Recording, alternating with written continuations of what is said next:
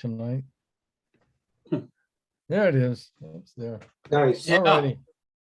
All right. So we have, for those who joined later, we have some people that you may not know. Harry Koster is one of them. He was the young gentleman that came out and fished with us at White Pines and caught a couple of fish. And he does so well with fly tying, wanted to join up with the group, and he did. And so you might not know Harry, and Harry said he doesn't want to turn his camera on because he's too pretty for you. To look at. Okay. And Hey, there's Jerry. Bruce, an old friend, again, I introduced earlier, Bruce Stefanovich over there. Wave, Bruce, if they can see you. Well, you can't see you now, but Bruce is in the vertical column. He taught me a lot about fly fishing and fly tying in Pennsylvania when I'd go out there and fish with another friend of ours. Ah, So Bruce and I have been fishing a lot of places, and I've had a lot of fun and a lot of good times. So if I call him the Bruceinator, you'll understand what happened there. Bruce fishes So- Pennsylvania. Ah, Whereabouts? yeah. Slate Run. That's the place to be. What do you have in front of your screen? Whereabouts in Pennsylvania? What's that? And Scotty's been there. Yep, it is nice. We were on our way to a family thing in Jersey, and I asked Jerry where I could stop, and he put me on it. And it was great. Well, it's beautiful down there, isn't it, Scott? Yeah, it was. Yeah, really was. Grand Canyon of Pennsylvania, Yeah, it was. Pine Creek. Yes, it was a little hot that summer. So one of his guys put me on this little brookie stream that was coming into the pine further down. And it was nice. It was just, yeah, I just wet waded, and yeah, it was very nice. Very, very nice.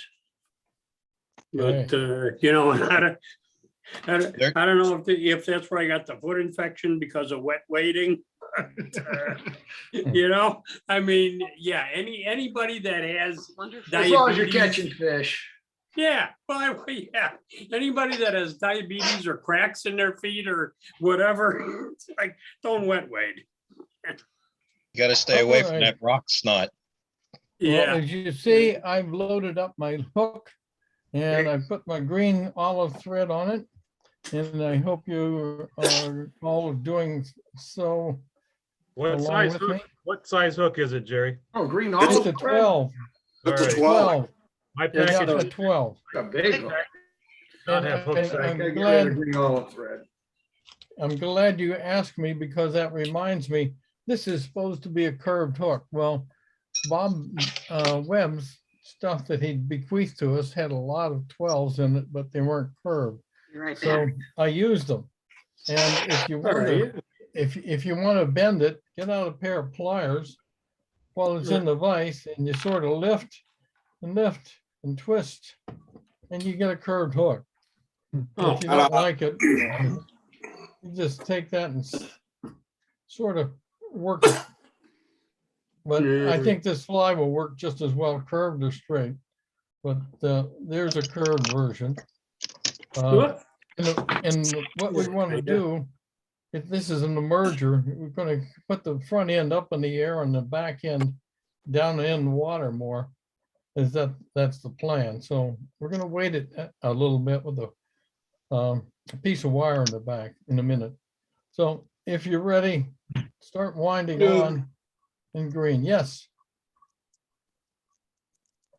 Hmm. yes, go ahead. Oh, No, nobody talking? I thought somebody said Jerry. I'm sorry. No, I have to rethread, but yeah. other than Uh-oh. that, yeah. Static electricity's killing me. Is that hook too heavy for an emerger? It looks like it's gonna sink it. Could be. I went and I used the Tiemco 200 series, which was a light wire, and it came out looking pretty good. Yeah, a light wire is fine. Then go for it. here we go. And the 200R? Yeah, sure, you could use that. At the time I did this, I didn't have anything when we packaged it to match it perfectly. So I gotta bend that sucker. huh? at least you'll get the idea, what's going on. Next thing we're gonna do is we're gonna come down to almost a bend, but not quite. I'm gonna back that off just a bit. And I want to find some tailing fibers. And so it calls for partridge fibers, and you can use these in your kit. And they're gonna make short fibers out of it.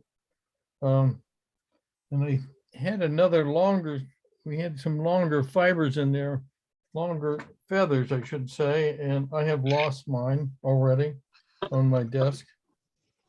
But you should have some with some longer, a feather with some longer fibers to it. I'm gonna drop a cochileone set on this one. And we're gonna bring this out the back end. Still working on curves.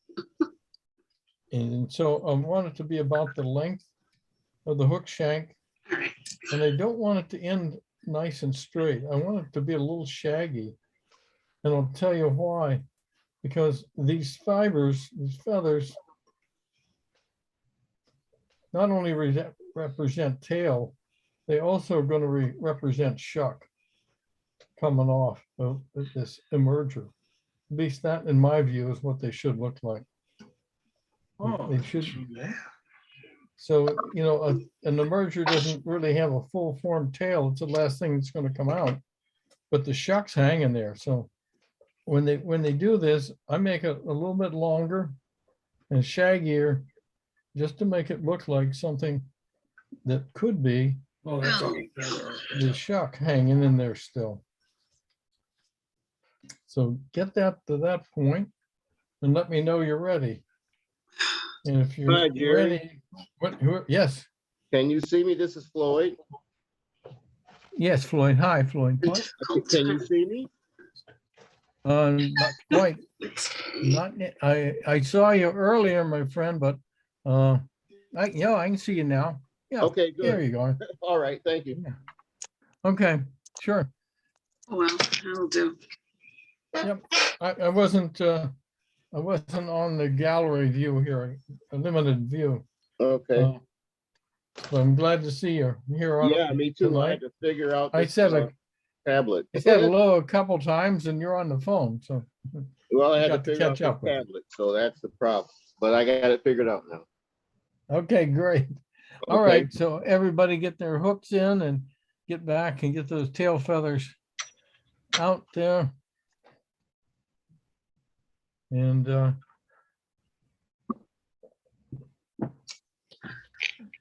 What'd you say, Jerry? The tail should be the length of the hook shank? yeah, or a little bit longer. You don't. A little longer, okay, Yeah, thank you. a little bit longer. I made mine a little bit longer. What I want to see them is shaggy. Yeah, okay, You know, not the perfect 3-pointed dry fly tails. It's going to look more like a shuck. Hey, Jerry, it's Jimmy. Bruce. Yes, yes. You know, one of the better streams out in Pennsylvania for green drake hatches is the old Penns Creek. Oh, yes, it is. We fished that a few Yeah. times, eh? Oh, yeah. We fished there many years. How big are the green drakes on Penns, Bruce? Large, extra large. Yeah. 12s?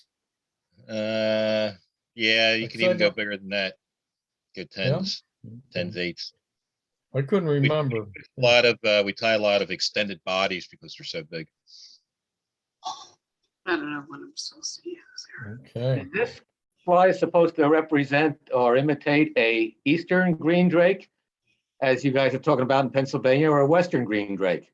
This is a western green drake pattern. Help. This is tied for the guys that are maybe going to Colorado this summer. And that's why one of the reasons I picked this pattern, because this is an important pattern out there. It's, the Western green drake's a lot darker than the Eastern green drake. So, I mean, this looks like more a Western. Yep. And I remember standing in the water in the White, South Fork of the White one day, and the drakes were coming off, and all of a sudden a thunderstorm rolled in and lightning was all around me. I had to put my rod down and get out of the water and just stand and watch all these green drakes come off and get devoured by big fish. It about killed me. A little lightning won't hurt you. As Hold soon up as with the the- storm was over, the hatch was over. That was that was it. All right. Next thing, if you can find it, should be a little piece of copper wire in that kit. We're going to tie that in at the back too, because we're going to palmer that over this quill that we're going to use in just a minute. So lay that wire on near side or far side alongside the hook. Wrap up and then wrap back. Widely spacing, don't get too thick, because we're going to put that quill on. Oh, yeah. Well, Oh, don't cry. These are turkey quills. They're big. They're easy to handle too. And they really look nice when they make a body. Now, if any of you got online and looked at Charlie's fly box and saw this pictures I told you to look at, you'd see what this thing's going to look like. But maybe if I hadn't been so remiss, I would put up a picture of it beforehand. So here's what I maybe I tied it saw in. the wrong one. The one I saw was just the greenish body and the gold wire. I didn't remember seeing the quill on it. No, there wasn't any quill. Charlie, Quill's underneath the wire. If you can see that one. Okay, good. Okay. There's another one. I mean, I hate to move this because I lose the focus, but there we go. It looks like a bottle of wine there. Yep. Drink to We're that. gonna- That's where we're headed. I apologize. I didn't show you that first. It's too busy saying hello to everybody. So does everybody have their wire in? Anybody Yep. behind? Let me know. Okay. Next, let's take a quill off. You should have one or two there. And when you tie one of these in, there's two sides. There's this side that has the stripe. And the other side's a little more plain back. That's a concave or convex side. We're going to tie this in so that the convex side is next to the hook. And you want to kind of wrap that around gently so that you get it started to spiral already. And we're going to come up with a thread and stop at about the 2/3 point. Okay. We're going to leave this part in the front blank for now. We have a lot to do up there. So just tie once you do that, just tie your thread off and forget it for a second. If you don't have a rest for it, you can just leave it hang. That's fine.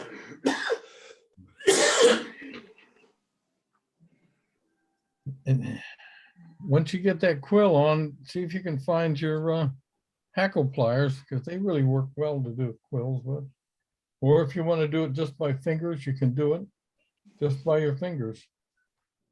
And I'm going to grab this one and start wrapping side by side wraps, not overlapping so much as side by side. spiraling forward. So I get those lumps. If you're not getting the lumps, you're going the wrong way. You got the wrong side up. And I'm hit the end, and that's where I want to be, right there.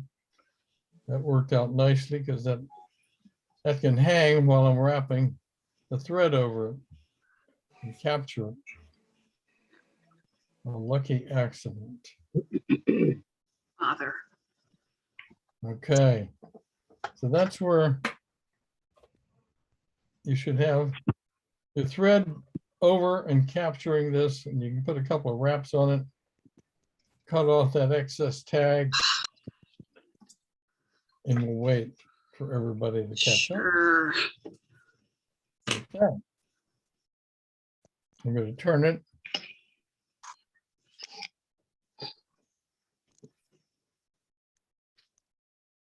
What it is. You should get that nice striping, and these insects do have that nice ring around them. It's a definite thing that I saw on these green drakes when I fished them. And still see on them when I fish them. I had a dark brown quill. Well, it looks Okay. dark brown in the video, yeah. Or light brown. I mean, the one you got on there, Jerry, it's a lot lighter than the one I got. Mine is I don't like really this. dark. Which side do you have facing up? The side that I tied on there. Okay. I'm obviously not doing this right. See, there's this side, which it looks a little more dark brown than this side. The Oh, mine's way inside of darker. that is Mine is totally dark brown, both sides. all the way, huh? It's all right. Sorry. We Oh, the use the same, convex side up? yeah, we use the same quills, didn't we, Mark? I don't think we used. I don't know. I mean, mine is totally dark brown.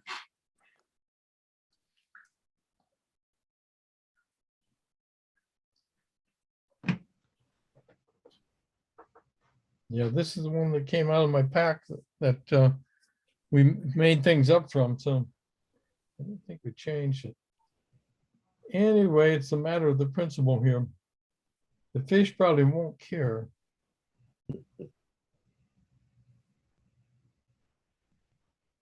Denny, can you lend him your ink pen there? Let's see, maybe. Now we're Remember which way you wrap the quill on, because what I'd like to see you do is wrap the wire just the opposite way. That crisscrosses it and holds it and stabilizes it. These turkey quills are pretty tough.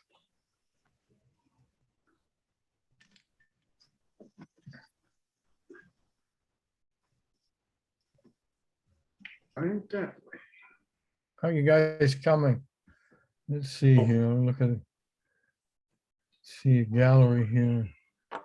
How come I can see only two people, It's not not everybody? How you doing, Peter? Oh, I'm doing good. I actually did my homework and I got my fly done before this. So, show off. Right. well, no, and I'm learning things. I mean, I didn't realize that you were We're kidding. using the partridge or grouse, whatever it is on the tail there as a shuck, so it wasn't quite as long. But okay. You can use that, and there should be another feather in that kit that had a little bit of longer pieces. Yep. Longer. Yeah, mine is totally dark brown. You could use that too. Red is my best day. Hey, Michael, I didn't say hello to you. Hi, Jim. I'm seeing you guys Hey, Jerry. as I'm cruising through here and looking at people. I'm watching. Bobby, how you doing there? Okay. John, how you doing? You caught up? I'm caught up. I'm just watching. Okay. I'm not set up to All right. tie up here. Yeah, oh, that was Jonathan Cully. I'm sorry. I forgot about my two Johns. Hi, Bruce. What you doing? You're muted. Sorry about that. I'm in good shape. Okay. You're waiting on us? That's good. I didn't know if you're not tying or you're lost. Okay. Ralph's, I know is okay. Joe's okay. Darwin's okay. Paul, you okay? up Yeah, I'm there? fine. Okay. All right. Well, then let's take that wire that we tied in. And if you did the quill one way, or the buyout one way, wrap the wire opposite, just for strength.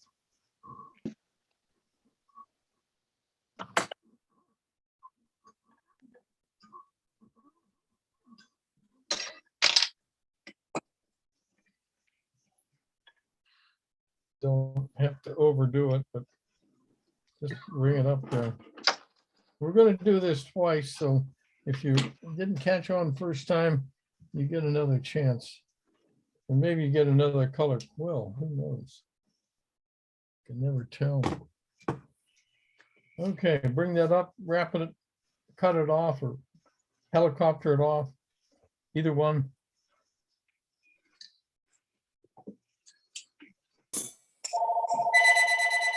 Be better. Hello? Joe's Pizza.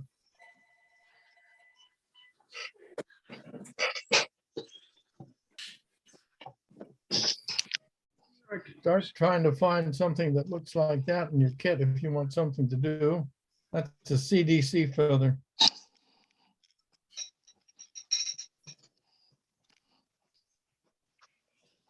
Harry, do you know what CDC is? No. Oh, cul de canard. It comes from the back end of a duck. Oh, And it has a whole bunch of oil in it. If you It's a look top at it back. or feel that, if you feel that the fibers in that feather, you'll find it's rather oily and they float a long, long time. And we're going to use that CDC for a little bit of flotation on this fly. That's the plan. right. Last week, Rosenbauer had Flagler on for his podcast on his Orvis show, and they spent the whole hour on CDC, where it comes from, what it's used for, how you can get it, all sorts of good stuff like that. Oh, yeah. That sounds neat. Yeah, I was in the, what was it? I can't remember, Paul somebody from France that it brought CDC over here and did a lot at the shows, and I bought a lot of it then, and I still haven't used it all up. But he had some very good feathers. It's hard to find feathers as nice as his, and that's what you're using actually tonight. Some of those, and sooner or later I'll think of the guy's name, but probably won't make any difference to him. So, but he did. Gary He is, did a wonderful Gary, is job that with it. Petty John? Mark Petty John? Yes, thank you. Thanks, Ralph. I couldn't remember it. Yep. Yeah, he remember. does a lot of stuff with CDC where you cut the fibers off the stem and hold them in a clamp and then put them in a dubbing loop and all kinds of stuff like that. Yeah, I have all that equipment, Ralph. I seldom. Well, then he use it. suckered you in. Yeah, suckered me in too. He certainly did. Potato chip bag clips. The clips were, he really knew what he was doing with it, and it does work very well. But the problem is you catch one or two fish and you're done with that fly. You got to put another one on because it's going to sink. And you have to wash it out again, and it just doesn't work all that well for long term. So, anybody else? What's going on? I'm still watching and winding, and everybody's looking pretty good, I think. Jack, you okay? Jack? Hello, Jack. Oh, you're muted, that's why. Here, you're coming along. Okay, thanks, Jack. All right, let's find that CDC feather that I just dropped. There it is. And if you take it and preen it back just towards the tip, and then I'm going to tie it in funny here. I'm just going to put a couple of wraps here, and then I'm going to pull it forward through that wraps that I get and trying to keep it on top. And I want to get this just about over the back end of the hook, just so that veil is just about there, okay? And that way I get the most number of fibers left out there. And you can take a couple of wraps around it and throw a half hitch over it if you want with your fingers and put that out of the way. Leave it hang is probably better. And cut. If you save that CDC feather, you probably use it again for the same wing on the next fly, especially if you only got one in your kit. There should be two. This one only had one. So I apologize to myself for not doing that.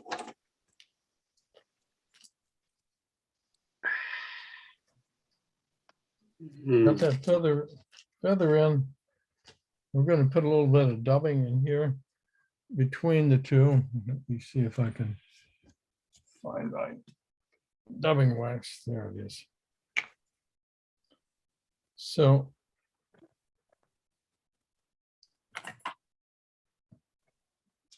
but before we do that, and I almost forgot, this is the hard part. We got to put some legs in. Got to put the legs in. Oh, okay. So I got ahead of myself and I apologize. So you can, if you haven't got your wing in yet, just stop where you're at and don't put it in. If you have, don't worry about it. You can work around. I got ahead of myself. So these are partridge feathers that are in your kit. Okay. And you want to take that and put a few, and I don't mean tons, 10,000, just a few backwards that way. You're putting them on underneath there. Yeah, we're going to put them on underneath. Yes. Yes, we are. And I want to get this even, which I don't have it right now. Let me even up and show you what I mean. There we go. So we're going to get some forward and some backward. Okay.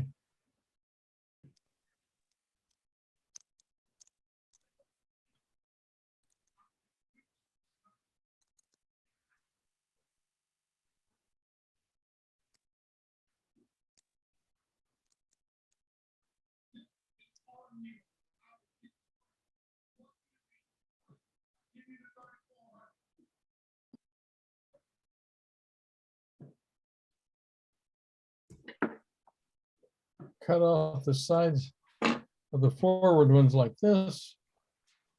We're going to lay it in there. You can take the back ones and cut them off, the back stem.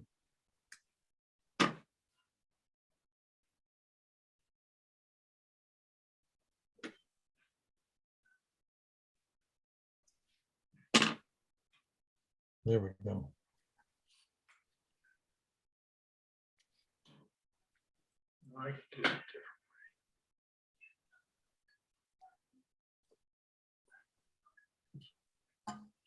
And we're going to do that same little trick of pulling through.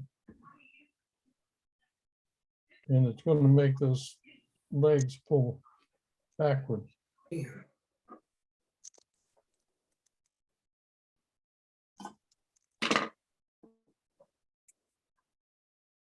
And underneath.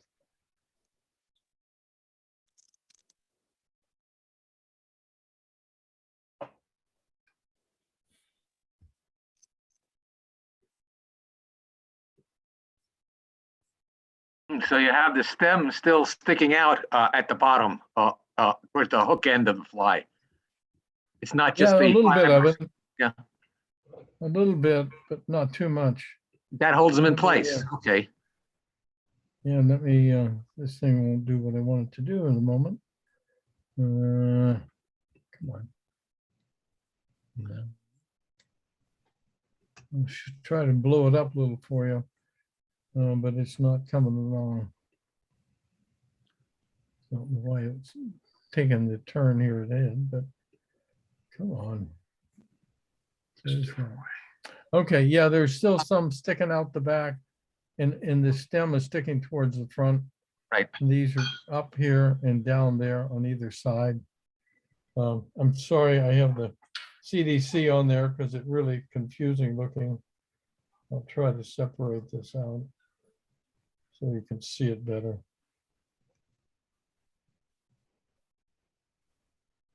Yeah, that little stem is still there.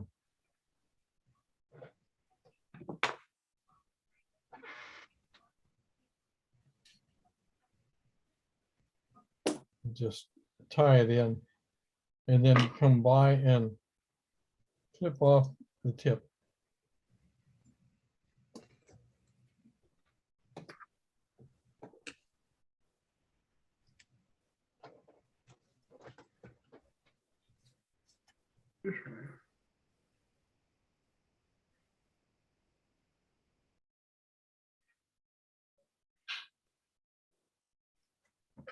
Now, this is the hardest part of this whole fly.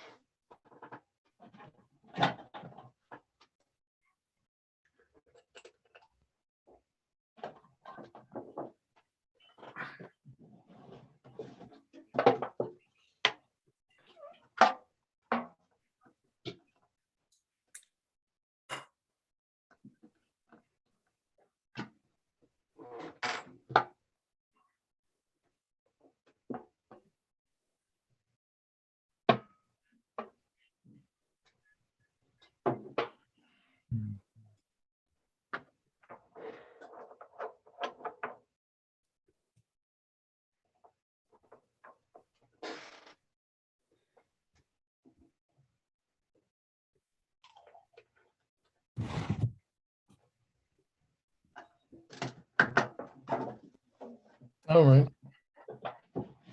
For some reason, I can't catch my magnifier tonight, but I hope you can see that. Just gonna lay up underneath there.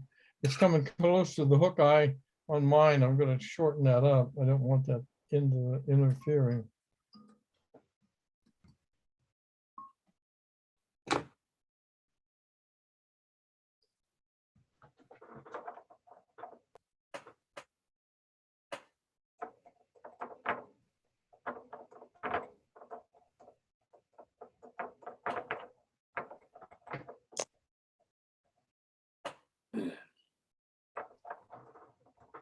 I just drank a beer and we're still on the first fly.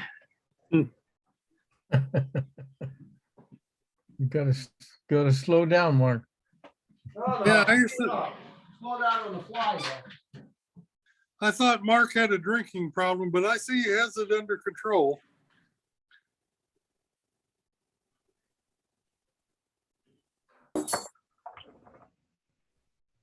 Catching people watching and working some places. Bob's working, Charlie watching, Al's working. CJ's coming along, I hope. Yeah. Okay.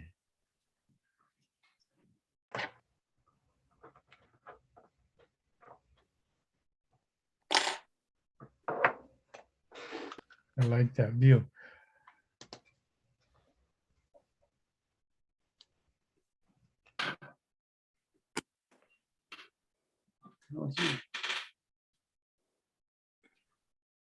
Last week we could see this and use a magnifier. This week, beforehand, the magnifier was working. So now we're working on flies. I can't get it to work, so I'm sorry. But I'll figure it out. for next time what happened.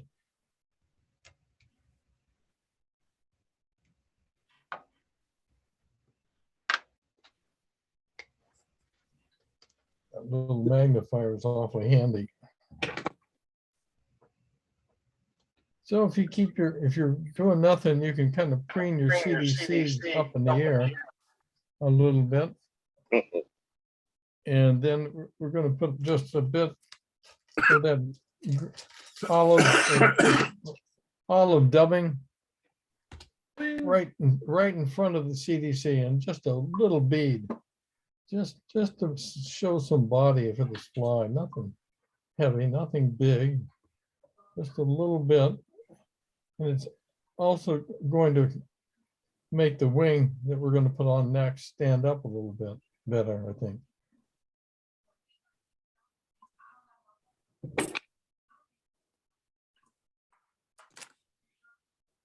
What was the material that you sent that olive dubbing in the kit? I just want to know what Yeah. name of it. What kind of material was that? I just want to avoid it. It was called Antron. Oh, it was Dubbing. Antron. Okay. Yeah, here. And it was a Perfect Match was the name of the company. Okay. Let's see if I can yeah, I want to avoid that again. Antron dubbing. And whoa. Where's this Perfect Mega? Everything on this thing is backwards when you do it. Perfect Hatch. Fishing supply. Avoid that with a plague. It's really too much.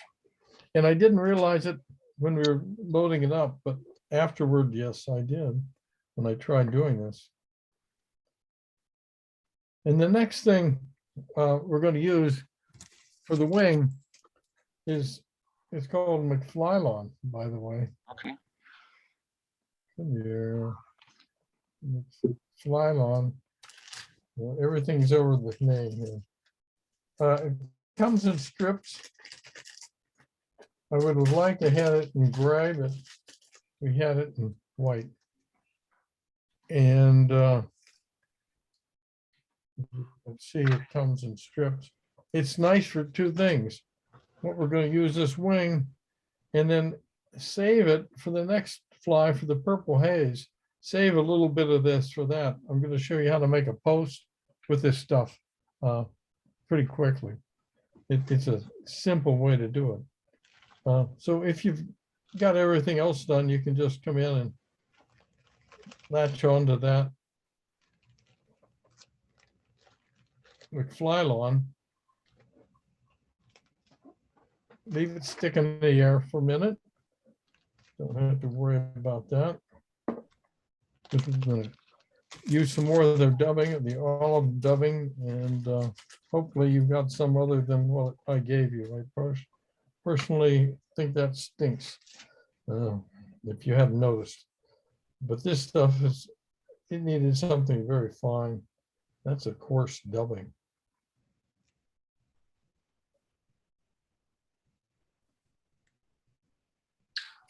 When you dub, Harry, I don't know if you dub much or not. Less is more. Put on a lot less than you think you're going to need.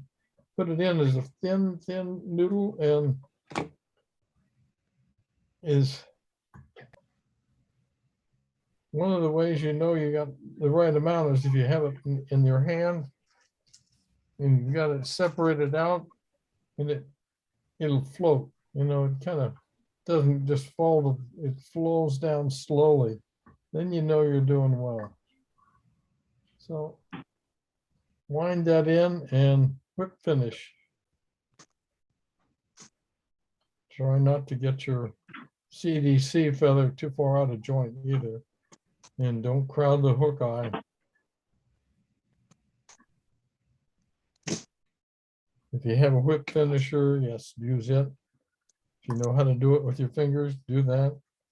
Now, the reason I said wait on this a minute is this little trick. When you cut it, you want to lean it back and you want it to come out over the end of that CDC. And then this stuff, McFlylon, you need to separate it out. Of course, I've got one that's really naughty. But it'll come out. There it goes.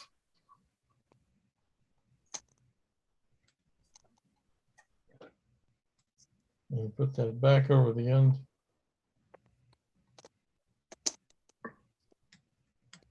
And there you go. Now, it says gray. If you want to make it gray, grab a pen, a gray pen, a black pen, and give it some gray. It's simple as that. Hey, mine look gray. You can buy it gray, you certainly can. No, I mean, it's not that you sent look gray. I mean, it wasn't the white because I tied some of the next fly with the white McFly Yeah. and this is really a gray color. Okay, good. I like it. I didn't know if we got it all white or not. Okay. Good, thank you. I forgot how we packaged that up. It looks gray, but against the other one, it's not too different in package, but I'm looking through the package. So anyway, that's where we're at. So. Ta-da. Questions? Go ahead, somebody.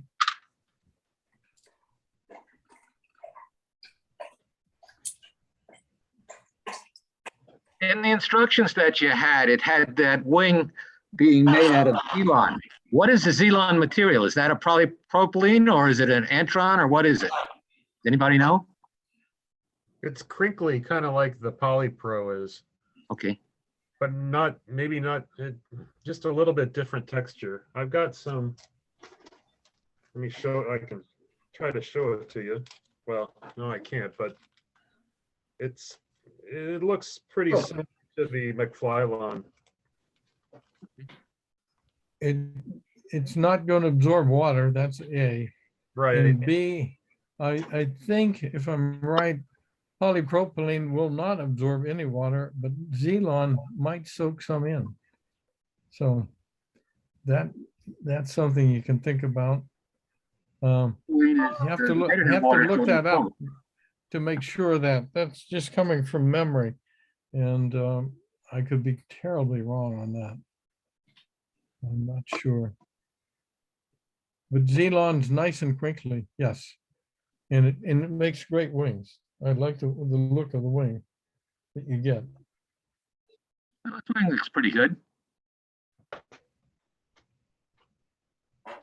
And I like the idea of the underneath in the CDC that's going to support that wing. When you fish Yeah, this, catch a fish. when you fish it, it'll float for a while and it'll get moist and sink a little bit. But that's fine. When you come to the end of your cast or your drift, just let it sit there for a second and then start bringing it back in slowly, because this is going to go underwater and they really hit them hard on the retrieve. So you can do that a little bit. If you got a fish watching and he's been working on things that are underwater instead of on the surface, there's when he's going to take it. And this works both ways. They call it a damp fly, not a dry fly, but a damp one. And I did as well, I think, when I was on the green drake hatch on dries as I did on wets. So it's equally well, but the wet fly hits are hard. That's kind of fun.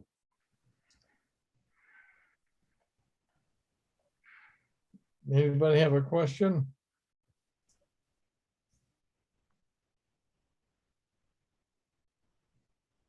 I'm open for comments or bad things.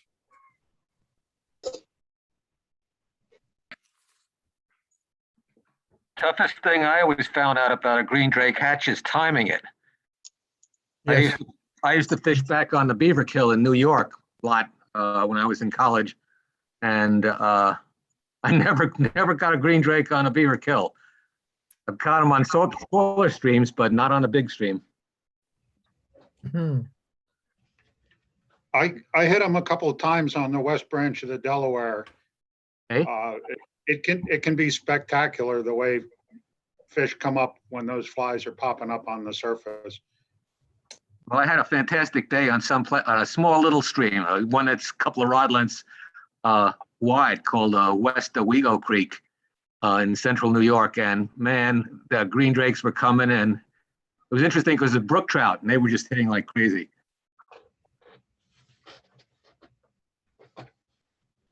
I got creative this week with Perdigons, and they had a rockworm version that I thought was really cool.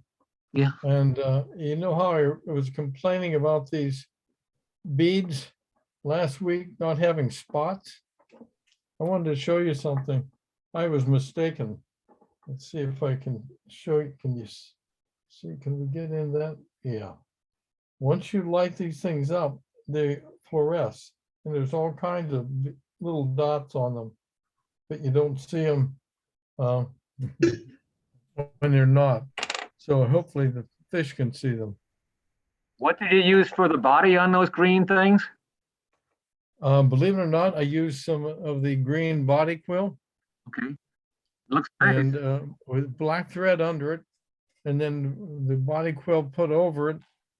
And then there is a clear micro tubing that's palmered down the length of it to make a little rib in it. And then, of course, I coated everything.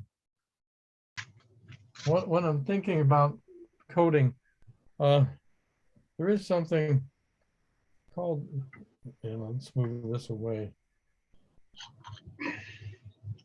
Nano 470 glass adhesive. This is thin and it's cheap. I think, the bottle, that's a big bottle. It's 20 grams here, and I don't remember what I paid for it, but I know it's not a high priced item like you do with the fly tying stuff. And you can do all kind of creative things with glass too. I did some things in the house with that, and it worked very well. That's how I found it. My sister put me on to it. One of the few things she's ever gotten right. Is it UV dry? What's that? Do you dry it with UV light? Do you set it? with Yeah, it's UV. It certainly is. Yeah, it says light cured, but white light cured, but I've been using UV and it works very well with it. Okay. And it's extremely clear. I find that, and it's pretty quick drying. Let me search around the neighborhood and see how you guys are doing. You guys waiting on me? You all ready? Anybody still not ready to start another one? Is this the same one or is this 6? I didn't get that. That kind of broke up. Is this the same one or we've moved on to number 6? Yeah, we're going to do the same fly again. Do it Okay, again. okay. We're going to do that as a pattern every week. First week was, no, we had to get one because we had to cram all 4 in there. Gotcha. So we didn't do 2. So just go ahead and head back. And remember to find some nice CDC or some nice long partridge fibers, or that other piece of fiber, fibers that was in your kit, I hope. I'm using the Calder Canards. There's the length I want, and then a little more, and I'm gonna quit right there. And I don't care if they're even. I really, really want them uneven.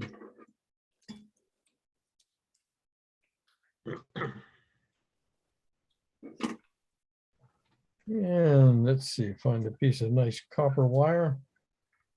Lay that down.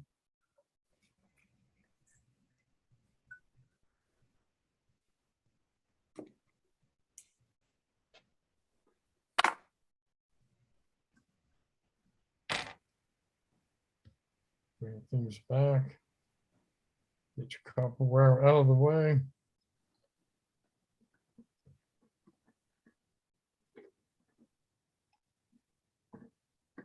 I'm thinking about these turkey biots and they are dyed. So, you know, if somebody dyes them and they get too much dye on them, I guess that in certain parts that happens, or if there's a dark part on the wing, if these were natural turkeys, they might be of a problem that of that sort.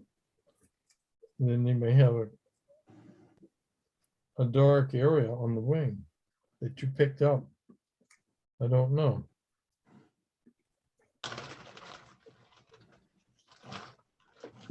Well, this one's pretty dark. This quill's dark. And I have another one here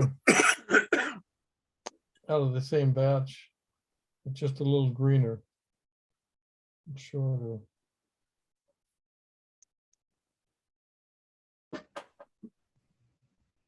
So they do have a variation.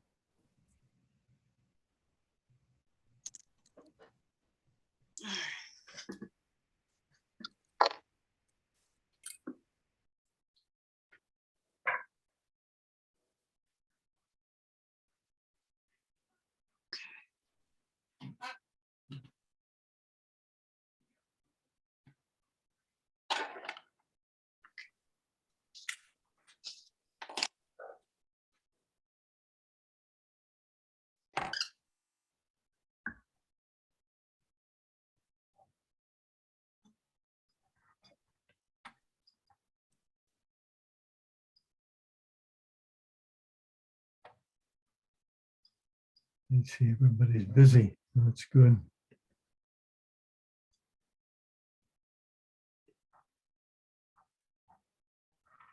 Yeah. Okay, good. So this should go a little faster.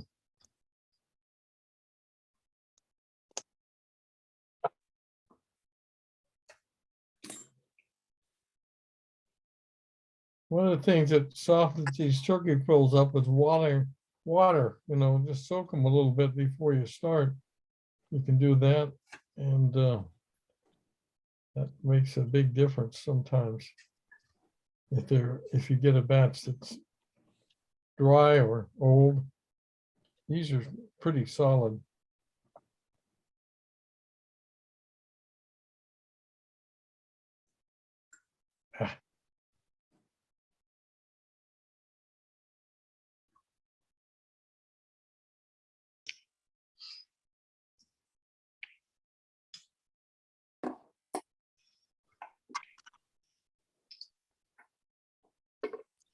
It's looking much better.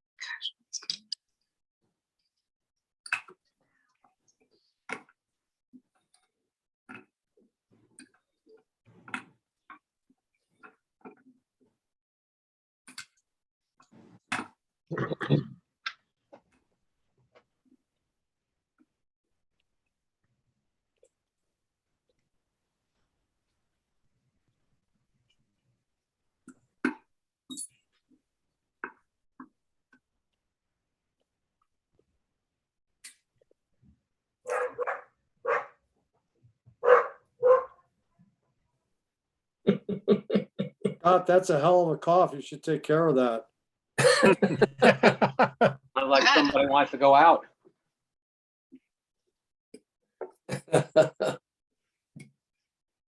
Hell of a cough. Now, don't forget to do your legs this time first before the CDC. Yeah. It works out better.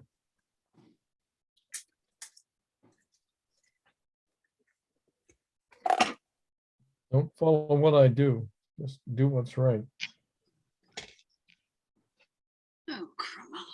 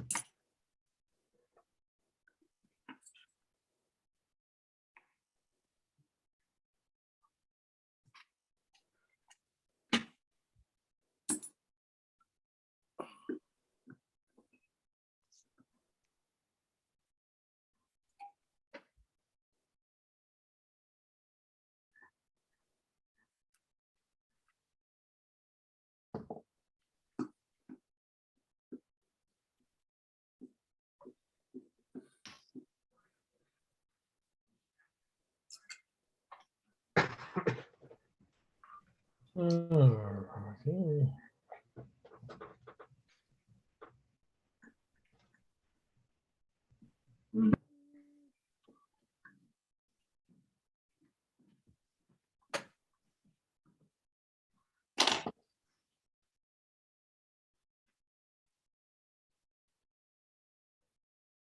Hey, Jerry, it's Bruce. Yeah, hi, Mark. How far did you want that CDC to hang over the back? You pulled it through. It's, I think it's just about to the bend of the hooks where I put it. You could, shorter or longer, it doesn't probably matter too much, but I kind of like the way it looks at the half of the end of the hook, Bruce. Okay. Do what you think. You've probably seen a lot more green drakes. They I would- have big wings. Yes, they do.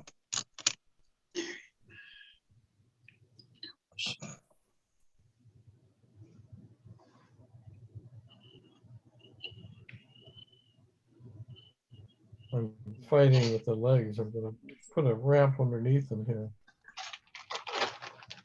to separate them.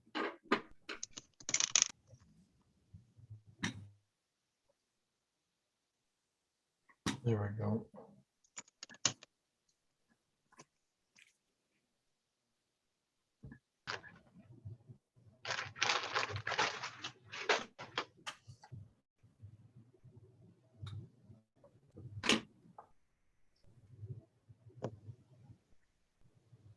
Okay. Caddis, huh? Caddis, this is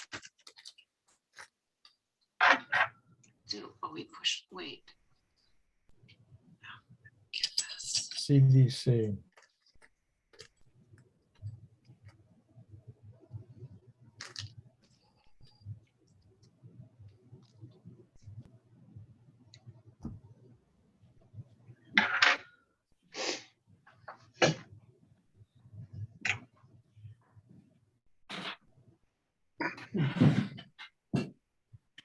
I'm gonna try 2 CDC feathers here and see if I like it.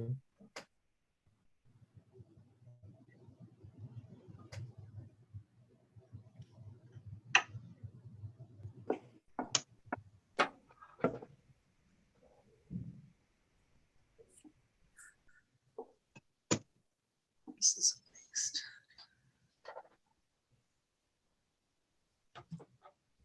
Fluffy.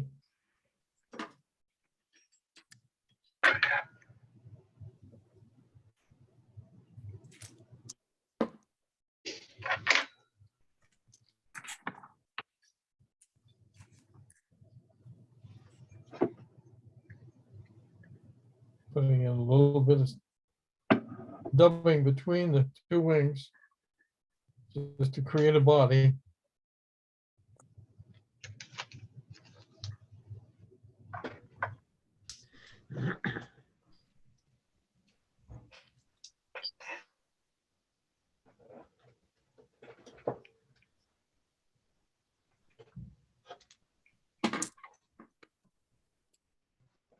Hey, Jerry, on the Yes. McFly line, are you using a full hank or a full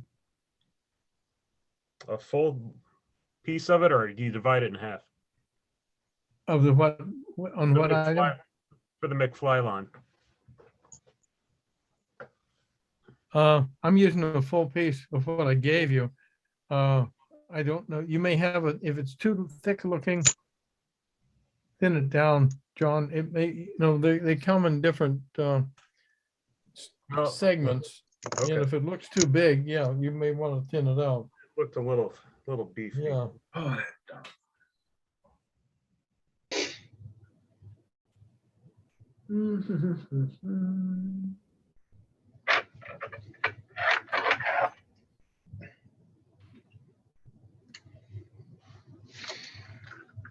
When you cut that McFly line, you want to maybe try to cut it in an angle, and then you can cover it with the thread nicely, and you won't lose fibers later.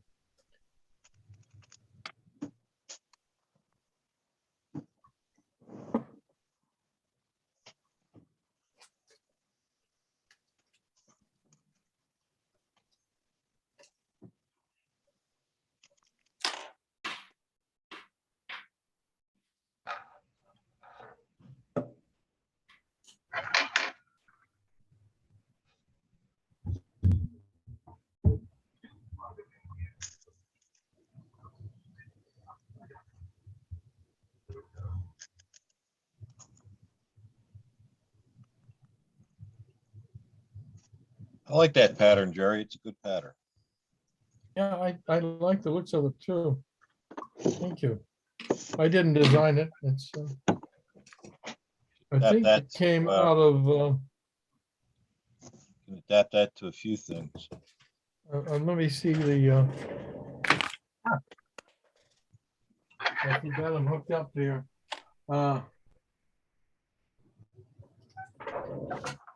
I think this came out of Randall Kaufman's book.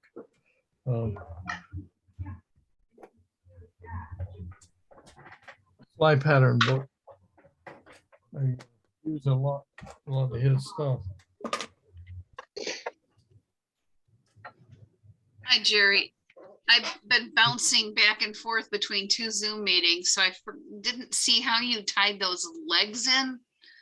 I see you Oh. used like the tip of a partridge feather and you tied it in Yeah, I Facing did that.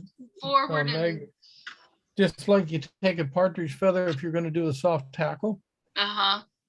separate it out, and I just cut in front and in back of. Let me find a, I don't know if I can 'Cause, find a yeah, I partridge see the feather legs here go- or not. Let me see. Oh, yeah, there's some. I'll do it again here. Oh, This stuff's pretty raggedy, but I'll find a nice piece, I guess.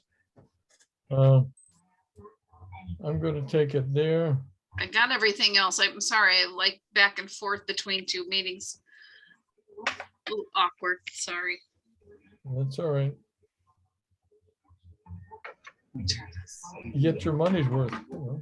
Well, they're doing a really funny one at the Women Connect tonight. They're doing a pattern, but the instructor is giving them instructions without them seeing her vice. So it's kind of like everybody gets to see in the end what they come out with versus just by verbal instruction only. And it's pretty funny. Okay, well, Meg, and you've seen, you know. Yeah, I know how Olaf to prepare a does that feather and all angel, that. he calls it his angel. Let me put this in focus here. Oh, I boy, see that's- what you did. Okay. Okay, And then you and put then it we're in. gonna lay that underneath, turn your fly over, Yeah, lay it underneath, tie in the front, cut off the excess and clip off the back short. You just leave it, hang them by the stem there. I That's all got you it have to now. do. Okay, I just Okay. didn't see the back. That's what I was missing. Okay, Gotcha. let me see if we can get back in focus here. I'll just No, okay, wait for the next one. all right, we'll get it. There is no problem putting back in focus.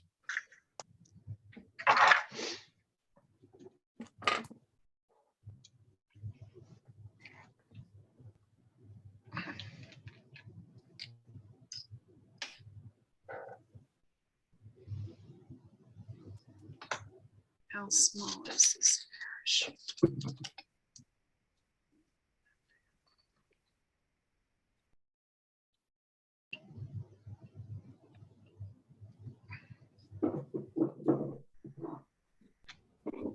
See Joe Gallick here tonight. He's the guy that used to help me focus it. He invented that method for me to get it in focus. That's pretty cool.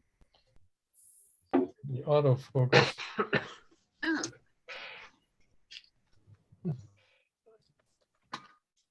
These are good can't- flies, Jerry. They're easy to see when you tie.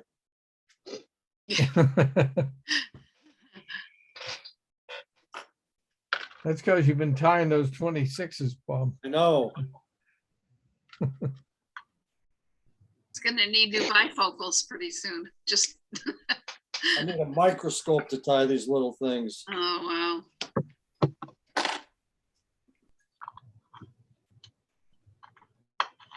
Hey, Terry, I had a crazy question on that package for that green drake.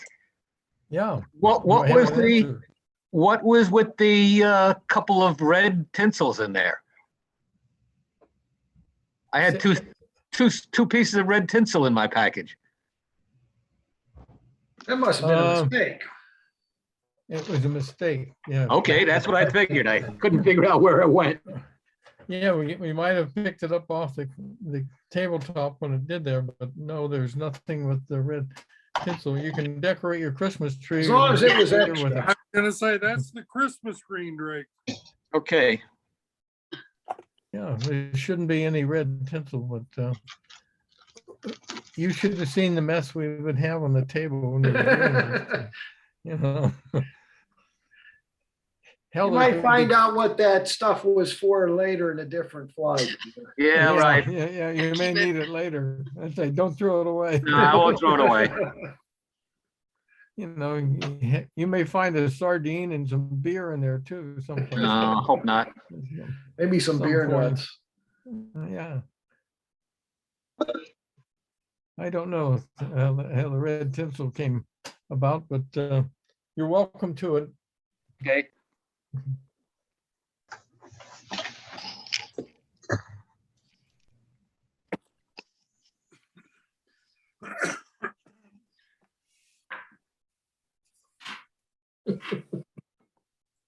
Hey, Jerry, if we're waiting for other people to catch up, I had another question from last week.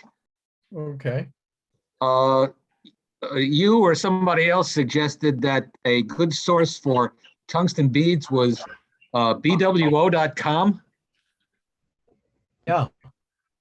Gee, Yeah, when I if did that, you, all I got Mule Shoe Outfitters. You got what? Mule Shoe Outfitters. When I Oh, tried. wait. Okay, it's BWO Fly, FLY.com. Okay, BWO Fly. Okay. Yep. Did you get, maybe Peter, look at the screen. Did you get one of these bead charts when you got yours? No, you got your kits early. No, I Didn't didn't get that, but I got bead charts. Okay. It has Yeah, their that's, they're on that. That's from them. So when you order, you'll get it from them. Okay. They're pretty nice. And price is right, Jerry? Yeah, the price is right, and they've got a deal. I'm looking for it right now. If anybody's thinking about ordering it, they've got a for your first order on that thing, you get 10% or for every order. Yeah, that's a good deal. 21. And if you got to do it before the end of the month though. And you get 10% off all your entire order. I might get Damn back to good that beads though.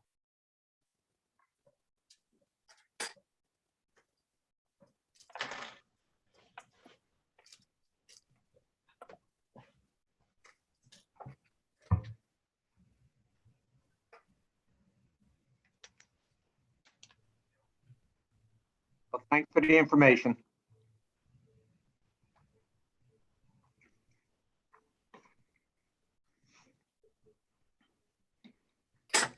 Yeah, the neat thing about it is that they've got like 22 different colors. They got metallic beads, they got your plain old ordinary beads, but I've never seen such a wide variety. And every bead is the thing I like about them. They have no sprues. You don't have any sharp edges. They don't cut your thread when you're trying to, whip finish, things like that. They're just really good quality. And they're the cheapest I've seen. Jerry, how about you? Have you ever seen them any less? Yeah, they're the best for beads. The only other better price I ever picked up was at a the fly show out in Denver. But that's a one-time deal, you gotta be there. And probably wasn't the quality of bead that you're getting from BWO. Fly.com. Yeah, they're good. The price is right.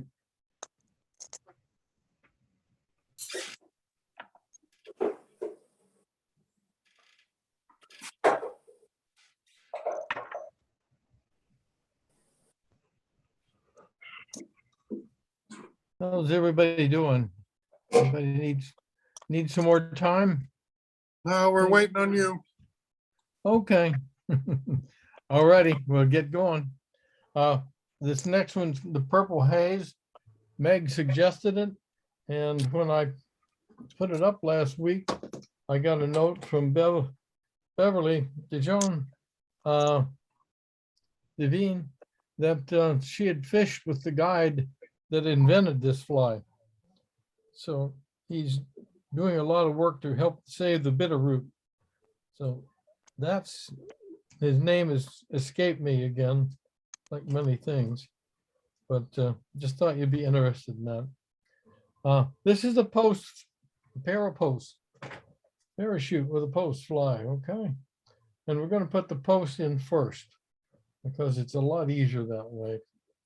And I'm going to show you a couple ways. I'll do it differently the first and second go rounds.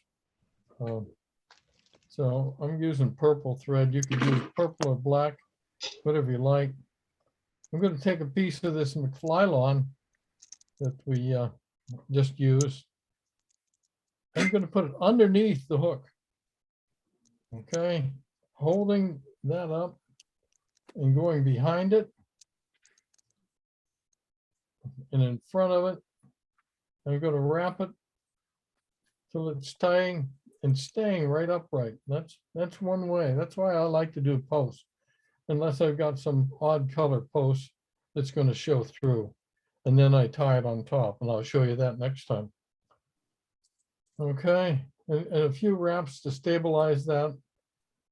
And then what you want to do is just start at the base and wrap around and work upward and then work back down. And you've got a base on your post. Pretty easy. And then the trick is, don't cut that post too short to begin with. Cut it long, get the excess out of your way, but give yourself a handle because it helps when you're tying the feather in. Okay. And with this stuff, the Flylon, if you go up through it,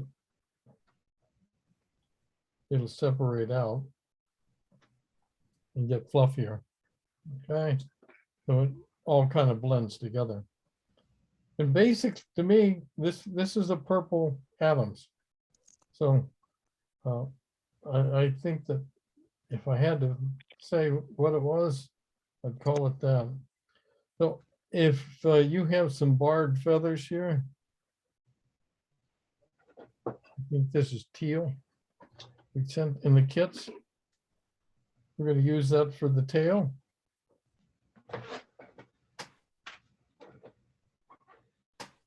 So pick up some group. Put them together.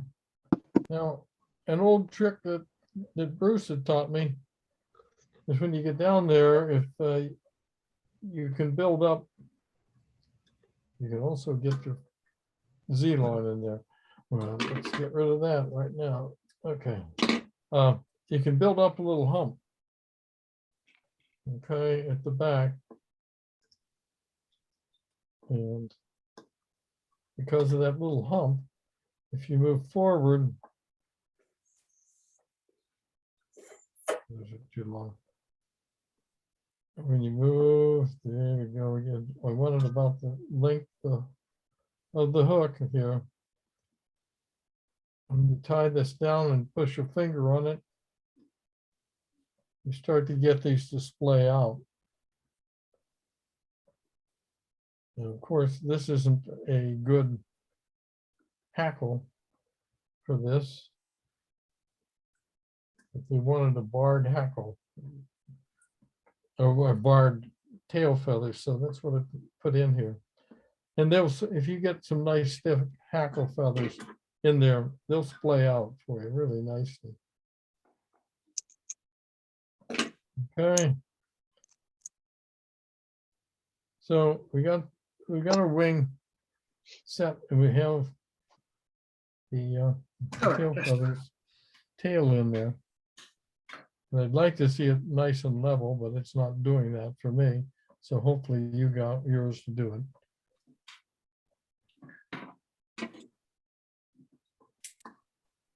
And don't be afraid if you're a little long.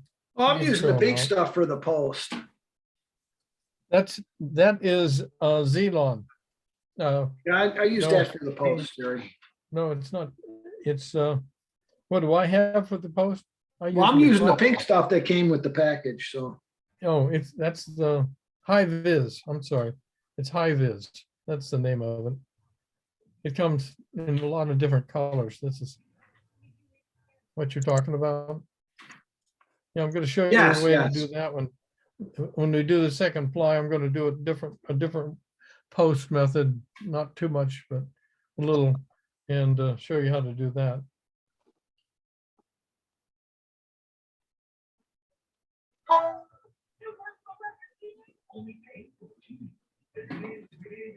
So the next thing we're going to do is dub this purple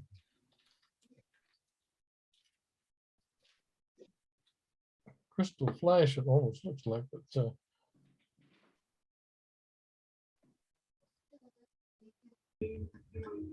what do they call it? The crystal. No, they call it crystal. They call it ice dub. Lyra lace. You could use either one. I like ice dub. That's what this is.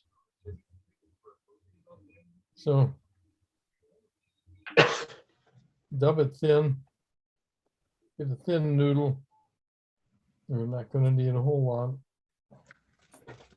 You probably got enough to do 5 flies there or more.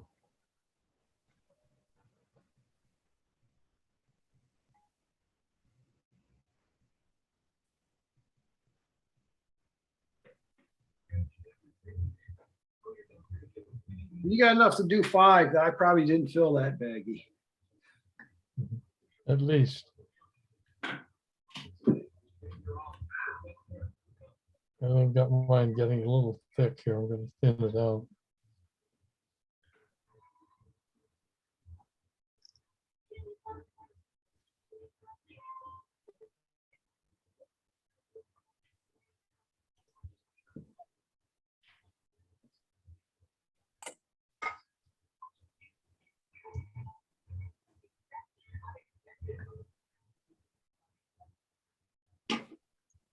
This is a pretty quick tie.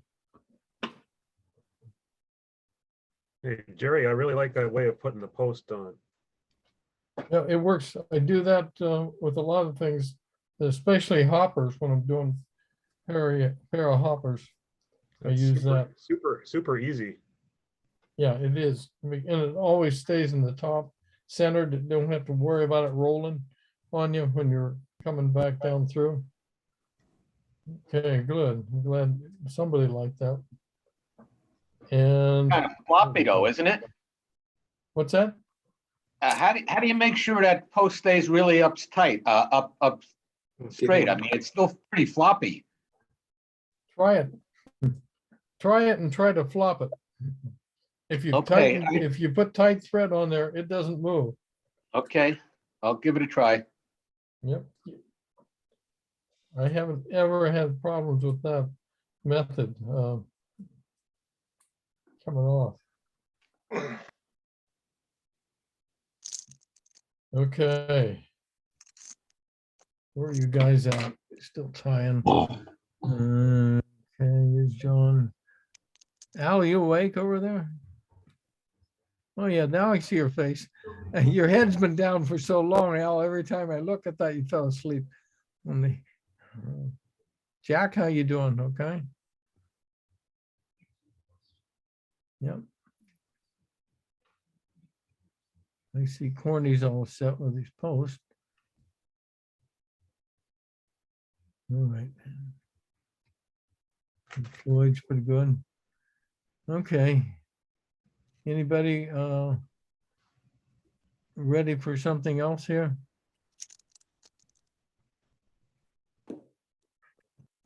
Did you Doing stop the dubbing? everybody's- Hey, Jerry, you squeak. stopped the dubbing at the post at this point, right? Yeah, we're right up the post with thread. Yep. I'm going to cool. show you how to put on a hackle on a pair post that you won't run into when you whip finish, which is the usual problem. You capture those fibers on that in there. When you're whip finishing, the front fibers always get caught. So if everybody just stops a minute what you're doing and let me show you this little trick, it's pretty easy. I've got my hackle prepared. I've got a short side and a longer side. And I'm going to not start it and wrap it over the front. I'm going to put that hackle right behind the post. And if it stay there, there it goes. It's going to stay there and it's going to get wrapped in twice. And that's it. And now I'm going to wind differently than you normally see it.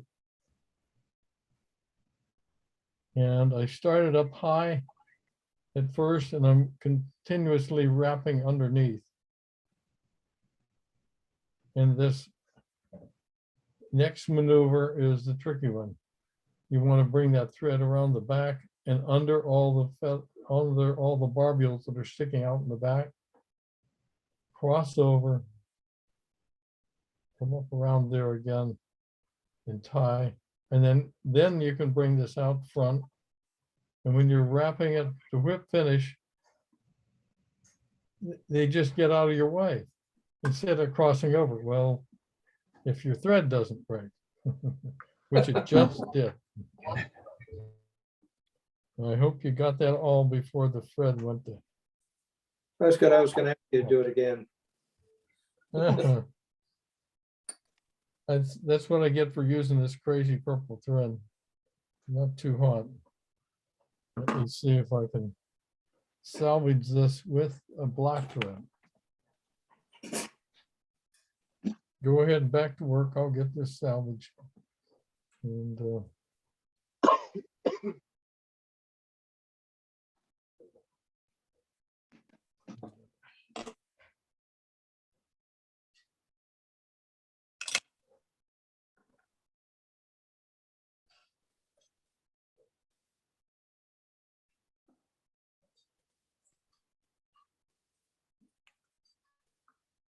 Oh, shoot.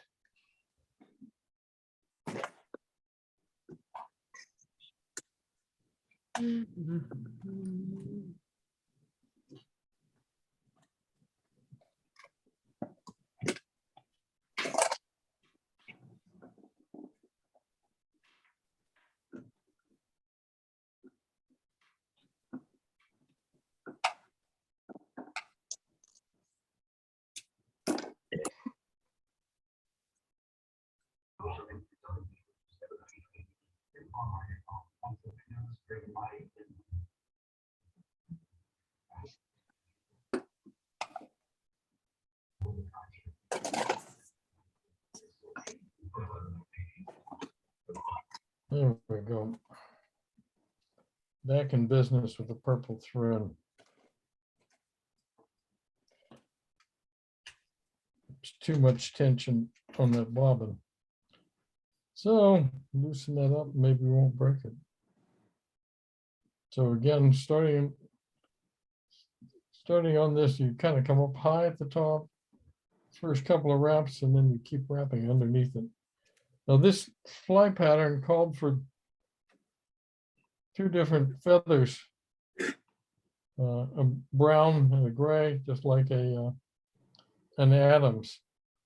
And what I gave you here is, the feather is called Cree.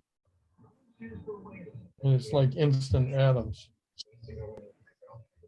It's got the character to do that.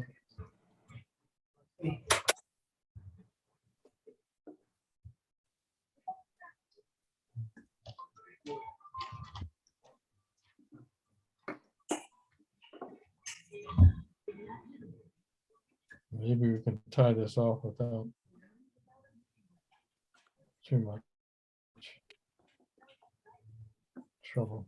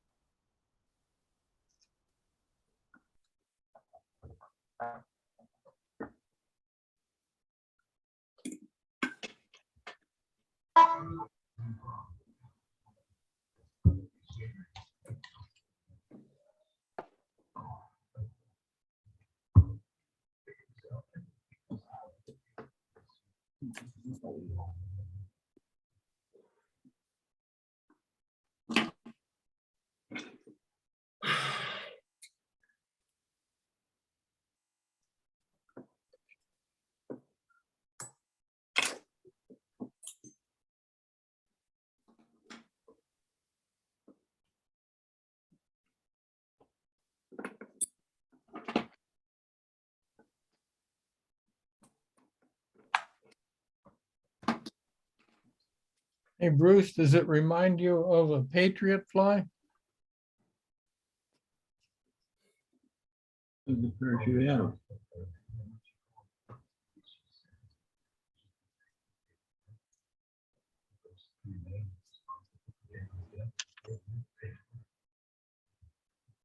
So I noticed that you did your whip finishing right up against the eye to hook there, Jerry.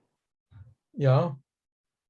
You don't whip finish around the hackles, between the hackles and the body? No, I did whip finish underneath here. At this point, I whip finished in here.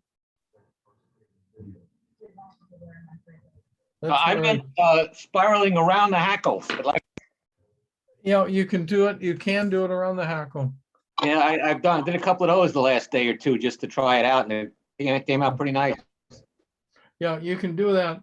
And sometimes I do that, but I really prefer doing the around the front, just because I'm traditional. Yeah, I haven't tied very many of these flies, so I'm trying different things. I tied up about 4 of them yesterday, so just to try some different techniques. Yeah. Now I'm going to go ahead and get that other one started and show you that other technique for post. I'm going to use the black thread this time. I can handle it much better, I think.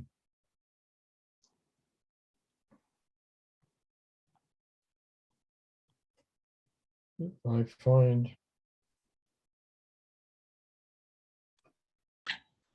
my threader, there it is.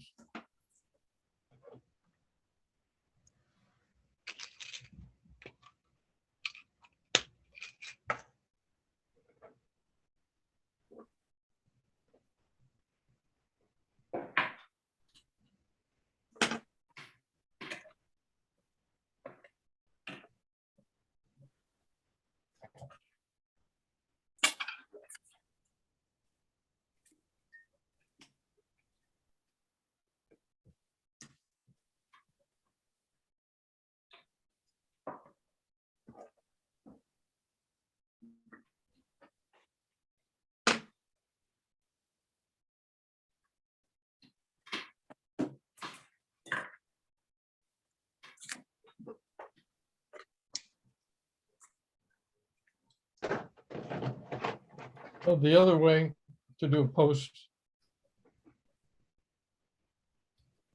is on top.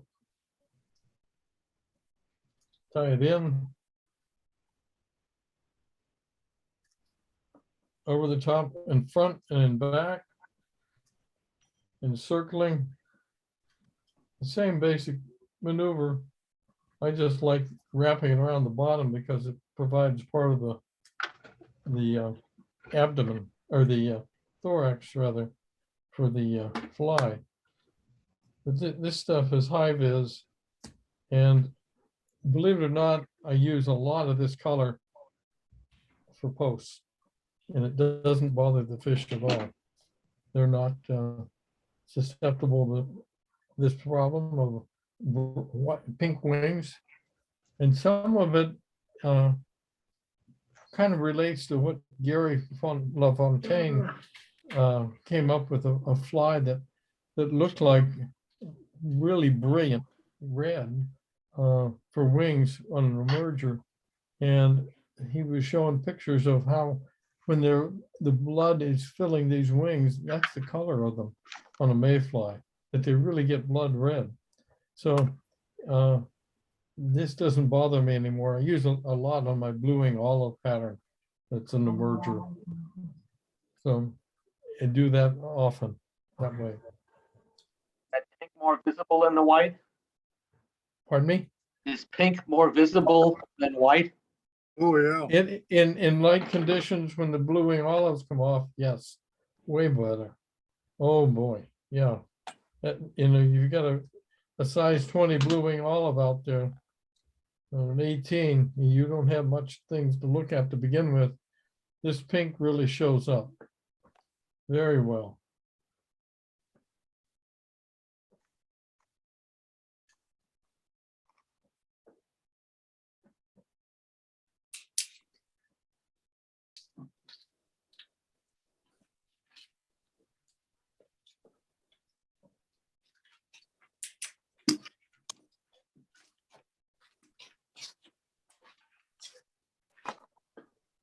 All righty then.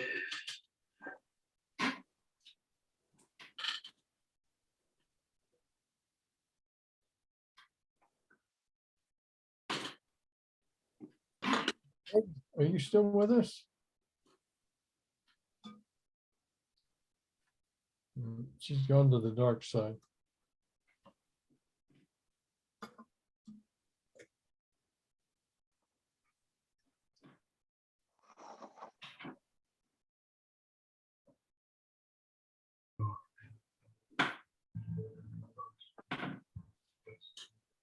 I just split the tails on this.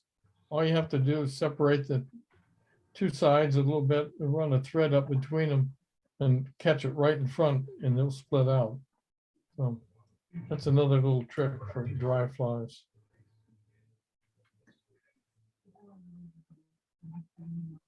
And one day asked Meg if she's ever fished this fly.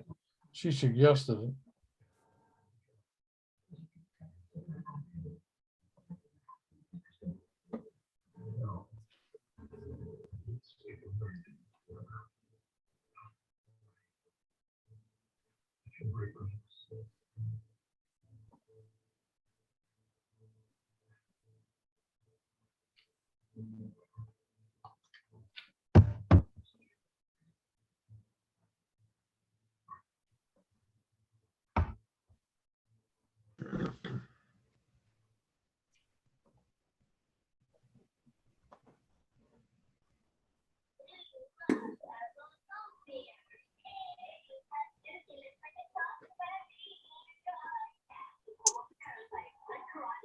All right.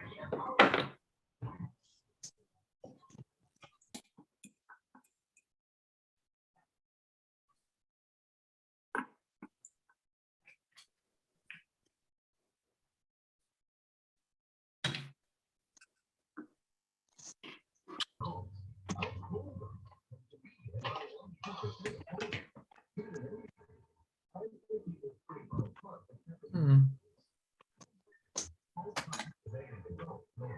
I think the purple, purple thread looks better. This black stuff shows up every time you're outside of the ice dubbing pretty vividly. I like that better.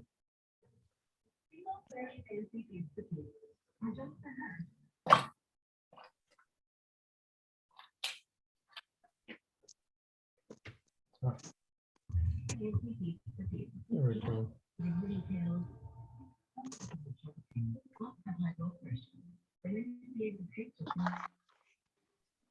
When you do the measurement on a parachute hackle, you want to put a size or two larger than the hook size to make that thing work better as a parachute. So you're going to be putting on oversized hackle. Don't be afraid of that. It worked much better when you overdo it a bit.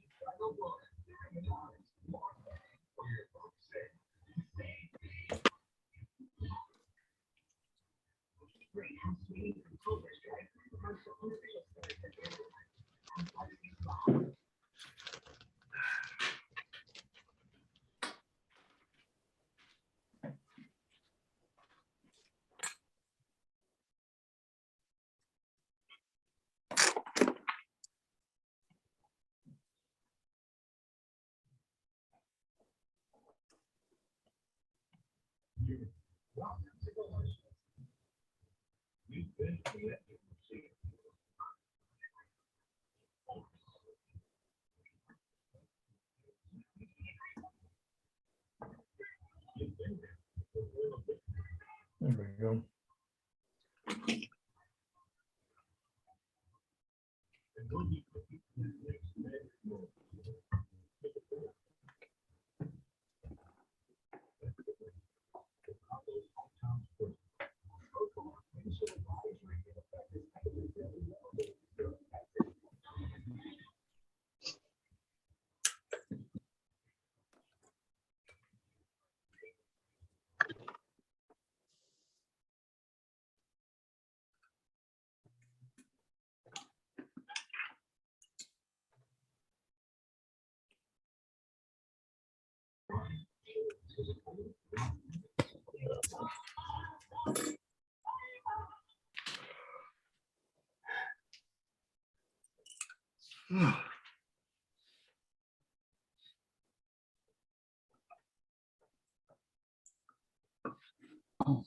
There we go.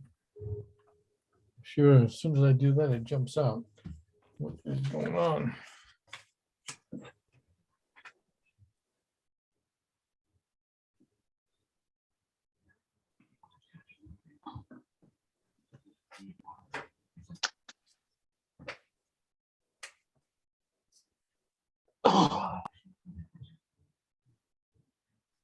Jeez.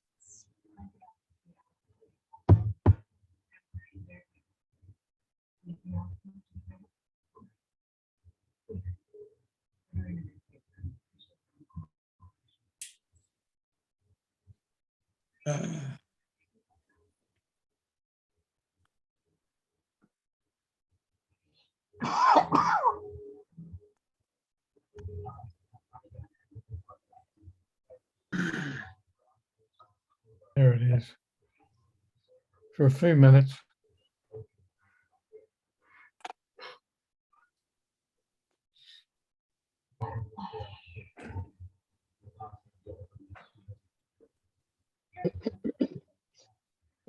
Are you with us, Meg, yet?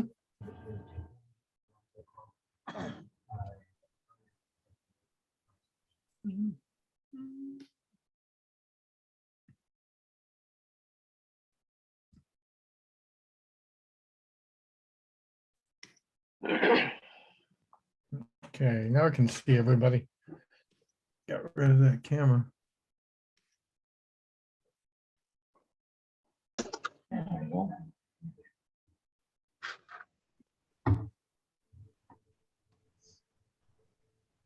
That's a pretty nice rig set up there. Hello, Stephen. I didn't get to say welcome to you. You got joined in late. Good evening. Good evening. Good evening. That's good. Good to see everybody. We lost a couple of people, but good to see some of you. Now and then, there you are. Michael Delude, how are you doing? Doing pretty well. Ready for it to warm Good. up a little bit. Yeah, I'm looking at -1 here. Yeah. Thermometer next to me. Thursday's the I could- warm-up day. Short pants day, Thursday. Yeah. I just looked, it's gonna be -13 in the morning. Yeah, nice. Good I time to think go I'm out. gonna stop this thermometer right where it's at. Maybe just shut it off so it doesn't get any colder. But I like that. 13 is Wait, good. can I move the- CJ, let me see that. I'm looking at that. That looks pretty good. Yeah, my hand still bothers me a little bit. Your hand's better tonight? Yeah, it's still a little better, not better. It's doing good. It got cold. Can't stand no cold weather. Yeah. Yeah, my shoulder got a little bit tired by the time I was done tying tonight, so It'll I'm be all glad right. we don't have many more. Feel a little tingly. If anybody is gonna start looking for that tri-lobe Coates and Clark thread, I went over to the Joanne Fabric today, and they didn't have the tri-lobe, but they had something else in a spool of it. I liked it. It was kind of shiny, but there's no prices on it, so I got up to the counter and they were having a buy three and get 2 free sale. And the gal says, "Oh yeah, that spool is $17." What? What? For a spool of thread? Gotta be kidding me. Who's it made of? For a fly tire. Yeah, I think she said, well, embroidery thread is rather expensive. But to me, it doesn't look too much greater than regular thread. It's got a little bit of a high sheen to it, but I don't think I'll be buying any more of it at that price. And it really wasn't the tri-lobe. I did look up online and you can get tri-lobe thread and it's a lot cheaper than what I picked up today. But it kind of matched what the idea was with this high shine to it. So if anybody needs it, wants it, just just call me or send me an envelope with your return envelope inside and you'll get some. I have plenty of it. Yeah, you'll sell it for about what, 50 cents an inch? Yeah, that's about it. I'll be What are sitting you there using it for? measuring it out Just- to you. You're just using it for tying thread, Jerry? What's that? Are you using it for just tying thread or? Oh, ribbing no, or it what? was, it's for, on the Perdigons, it's for a rib. Okay, It's just for a okay. rib on the Neapolitan Perdigon that he calls for it. And I was tying them with regular thread, and then I found some other stuff that had a little flash to it that I had for another midge. And I used it and I liked it. And I thought, well, that looks pretty good, but let me see what this other one is. And I thought, well, for a couple bucks, I'll just get the spool. But then I went to the checkout counter, you know. And so I haven't, and you're all welcome to send me an envelope with a return address envelope and you'll get some. I'll be happy to share, but don't go to Joanne's and get taken again here. If anybody wants it. Yeah, it Hey, sounds Jerry. like bowstring serving thread. I used to be able to get it for $8 a spool. Now it's like $25 for the serving thread for a bowstring. Yeah. Crazy. Oh, I got a yeah. supply though. I'm glad, but Well, that's a whole different story there. That's strength, isn't it, Mark? yeah. Yeah, I mean, there's a lot of strength in those Well, there- bowstring threads. There's different kinds. I always use a diamond braid, but I was getting it from when Gander Mountain was in business, I was getting it for like $8 a spool. So I bought quite a few and I'm glad I did. Cause I mean, you go to Cabela's, it's over $20 for a spool of it. Wow. Hey, Jerry, now, are you just fishing this purple haze as an attractor? What are you I have to fishing? tell you, one thing, Scott, I've never tied it before tonight and I never fished it at all. Meg suggested it. Yeah, which is why and, we're asking Meg. I get it. And you can ask Bev, she's fished this. Ah, She- okay, and with yeah. the guy that invented it. And she said Okay. it worked very well. So Okay, I'll ask her, yeah. we have to get her on and Just do change a the colors and you testimonial. got the parachute Adams there. I mean, Yep. you've learned something. I learned something. Adams, all Oh, kinds. you know what, here, I'll just look up Bev right now. Just text her, yeah. The I know some problem is- bluegills that would eat the heck out of it. The problem I is think all so. these fish out here out west are all smoking dope, so they don't know what color is what. The fish are the Yeah, it's people. a purple. A They're in the purple haze Adams. already. Purple haze. Oh, yeah. Yeah, we'll see. We'll see. I think I have more faith in the green drake, but on a trout. But then when I think about it, I was talking to Bob Becker today, and I said, "Well, when you think about it, what about a purple hippie stomper? I mean, they go after that, you know. So purple might be a color. It's attractive. But yeah, I would call this an attractor, Scott. I don't think we're mimicking anything here in this one. Well, I am texting Bev right now. Okay. Well, when Tim You give it- Flagler, when he starts fishing it, you know it's gotta be good. Yeah. Okay, next time we're gonna do the sweet meat caddis, which is a new fly to me. But when I saw it, I really liked it. It showed up in Fly Tire and a WD-40, which is a Oh, neat little pattern from out west. Bev midget. says yes. Get out your microscope. Yeah. Bev Oh, you got it. says yes, Jerry. Yes, what? It fishes? Yes to what? Yes, it's an attractor. Oh, Oh, okay. Does it attract fish? That's what I want to know. Jerry mentioned the fly tire for the sweet meat caddis. Also, Charlie Craven had it in the August, September 21 Fly Fisherman magazine too. Okay, great. I'll have to see if I have that. Yeah. I'll have to see, or I can look it up Oh. online because they have a script. You know, September 2021. August, September 2021. Okay. Yeah, she also says hi.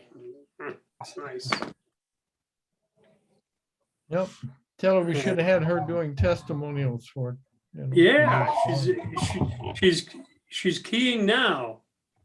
Do you have her on the mailing list? Yes. Oh, yeah, she's on the mailing list. She's tied with us in person before. Yeah.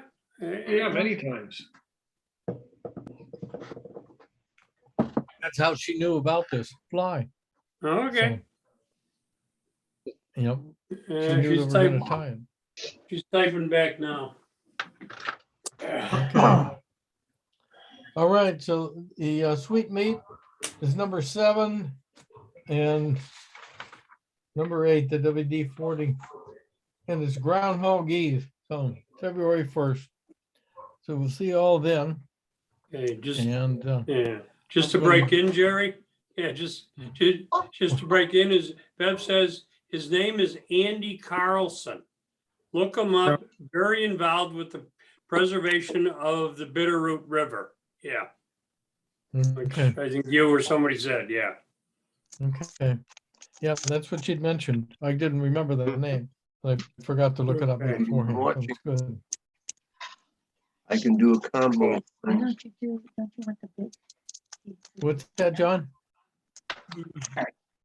I was talking to Laura. Sorry. Oh, okay. I came in the wrong rock, sorry. All right. Well, good night, everybody. Hope you Stay guys warm, have stay a good safe. time. Warm. Good Hasta la vista. Good Oh, night. yeah. Good night, everybody. Osteoporosis. Good night. Good night, all. Night. Okay. Stay warm. Put another log in the fire.